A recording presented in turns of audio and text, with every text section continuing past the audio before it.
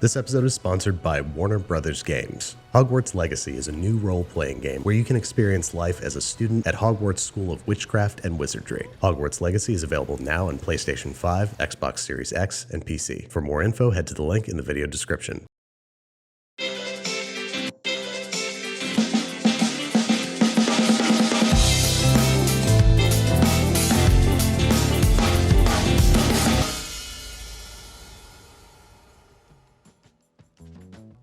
Alright, so it might not be basics per se, but I'm going to start by making what is hopefully a pretty authentic full English breakfast. And that starts with the delightfully named Bubble and Squeak, a sort of fried mashed potato and cabbage patty. So I've got 3 large russet potatoes that I'm cutting into half-inch chunks and placing to cold salted water, wherein they shall be brought to a rolling boil and cooked for about 10 to 12 minutes until completely tender. Then, using a spider or slotted spoon, we're fishing them out and spreading them on a rim baking sheet, and in their place we're adding a couple handfuls of shredded green cabbage, which we're going to return to the boil and cook for about 8 minutes. Just enough time to rice our tubers, that is, make them into a very smooth and fluffy mash by virtue of a ricer. You could just mash them by hand, but this is going to give you a lighter, smoother texture. Back into the warm pot it goes, along with the cooked cabbage, and half a small diced yellow onion that I've sauteed in 50 grams or half a stick of unsalted butter. Seasoned to taste with kosher salt and freshly ground black pepper. Mix until everything is evenly distributed throughout the potatoes. Taste for seasoning, and this guy is ready for the big fry-up. Now, the wide variety of meats is actually what makes this inaccessible for most Americans. First up, bangers, the quintessential British breakfast sausage, back bacon, which is a cured, very thinly sliced part of the pork loin, and black pudding or blood sausage, which is exactly what it sounds like. And an apparently essential element is Heinz beans, which are just baked navy beans in a light tomato sauce. You can often find these in the international aisle of your local grocer. We're also going to be making an at-home approximation later on. These guys are simply heated up in a pot, and the rest of this stuff you could cook in multiple pans, but ideally you want to cook this on one big flat top so all the meat fats and veggies and eggs can intermingle. So if you got a camping stove or a giant pancake griddle, now's the time to further justify its purchase. Now you want hotter and cooler spots for searing, finishing, and keeping warm. The searing spot should be hot enough to make canola oil lightly smoke, so about 225 degrees Celsius. We're starting with the bangers and the back bacon because the bangers are going to take a while to cook, and the back bacon, once seared, can just hang out in a cooler part of the grill while everything else cooks. Once everybody's nicely browned, we're going to scoop them out of the way to make room for a little bit of butter, wherein we're going to saute about 400 grams of cleaned and quartered cremini mushrooms. These guys contain a lot of moisture, so they're going to have to cook for about 8-9 minutes. Over on the other searing surface, we are relubricating with canola oil, then plopping down and patting flat 2 fistfuls of our Bubble and Squeak mixture, searing those for 30 to 90 seconds on each side, re-oiling when we flip so that our soft and fluffy potatoes develop a nice crisp crust. Now, at any point you feel so inclined, you can add your slices of blood sausage. These simply get seared quickly on both sides and can be kept warm until ready to serve. Once the taters are nice and toasty, I'm re-oiling that side of the griddle and searing some cherry tomatoes on the vine. Now you can use whole larger tomatoes either cut in half or quarters, but I like the way these guys look. They're a little more fantastical. Now once the mushrooms are nearly done cooking, I'm making a little room for 2 slices of white bread spread with butter, aka fried bread. Toast 15 to 30 seconds per side until lightly browned. Re-oil the fry pan one more time if necessary, and drop down 2 large eggs to be fried and flipped to a state of over-easiness. I made enough other stuff for multiple breakfasts, but I'm only doing 2 eggs because I'm just making 1 plate for demonstration. And now the fun part. Everything gets fancifully arranged on the biggest possible platter so that each rich and savory ingredient is fully on display. And there you have it. I hope I don't get in trouble for saying this. An as authentic as possible full English breakfast, which is just as delicious as it looks. Even the blood sausage. Normally I'm not a fan of eating blood, but this stuff is delicious. Now I imagine a full English breakfast is what they may have eaten in the wizarding world, but for my fellow muggles, I wanted to make an Americanized version with ingredients that are a little easier to find around these parts. First, the potato element. We're starting again with peeled russets, this time left whole and plunged directly into boiling water. We're going to use our tater tot method to make a common stand-in for Bubble and Squeak, hash browns. We're cooking these whole taters for about 15 minutes until they're well cooked on the outside but still pretty raw on the inside, which, once we've allowed them to cool until handleable, is going to make a nice mixture of shreddy mash when we shred them by virtue of the large holes of a box grater. Now we want visible shreds, but we don't want them to be too long, as that will compromise the structure of our hash brown. So you can give them a thorough chopping with a knife or bench scraper so that no shreds exceed, let's say, an inch in length. Then we're making a combination of 2 tablespoons of cornstarch, 1 tablespoon all-purpose flour, a few twists of pepper, about a half teaspoon of kosher salt, and optionally half a teaspoon of garlic powder, which is all I have left apparently, a half teaspoon of onion powder, and a 1/4 teaspoon of cayenne pepper. Tiny whisk this mixture to a state of homogeneity, sprinkle evenly over the potatoes, and get to mixing and mashing. It's pretty hard to overmix this. If you do, your hash browns might end up a little gummy, but we want to knead it almost like a dough until it holds its shape when pressed into a patty, which is the shape that we're going to press it into. The ovular shape, familiar to Americans, and the rounded triangle shape, more popular across the pond. Now we're going to pop these guys in the freezer for at least an hour and up to a long time, both so they can hold their shape when frying and end up with a fluffier interior. Once rock solid, they're headed into some 375-degree Fahrenheit peanut oil, their deep frying oil of your choice, where they're going to fry for 3 to 5 minutes or until deeply golden brown and crisp. Give them a careful flip halfway through as they will not yet be fully rigid, and drain on paper towels, salting while still hot. Now for the beans. I'm sauteing about half a cup of chopped onion and a tablespoon of vegetable oil for about 3 minutes until translucent, adding 2 cloves of crushed garlic and 2 tablespoons of tomato paste, sauteing for about 30 more seconds or until fragrant, then deglazing the pan with 1 cup of chicken stock, then adding 3/4 of a cup of tomato puree, 2 tablespoons of brown sugar, 1 tablespoon apple cider vinegar, and 2 teaspoons of molasses, stirring to combine and bringing to a gentle simmer before adding 2 cans of drained and rinsed navy beans. Bring that back up to a simmer, lowering the heat and gently cooking for about 20 minutes, uncovered so that the sauce can reduce and be a little less liquidy.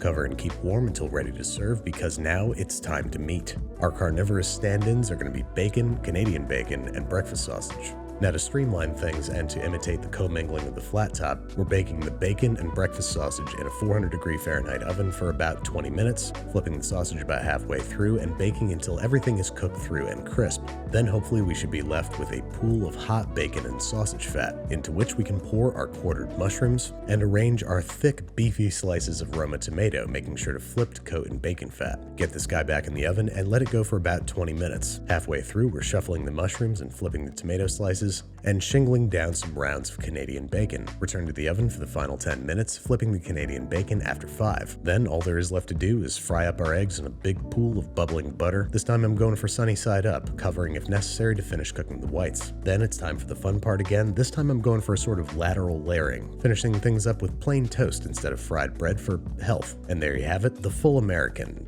/ Canadian, I guess. Is it as good as its British contemporary? I gotta say, not really. American bacon and hash browns are unilaterally awesome, but our breakfast sausages do not hold a candle to bangers. Now I'm a little full from all the breakfast I've been eating, so luckily I've got the crew here to help me induct it into the Clean Plate Club. Thanks again to Warner Bros. Games for sponsoring this episode. Hogwarts Legacy is an immersive, open-world game where you can experience life as a Hogwarts student and explore the wizarding world. Developed by Avalanche Software and published by Warner Bros. Games under the Portkey Games label, Hogwarts Legacy introduces an original story that puts players at the center of their own adventure. Hogwarts Legacy is available now on PlayStation 5, Xbox Series X, and PC. For more info, head to the link in the video description.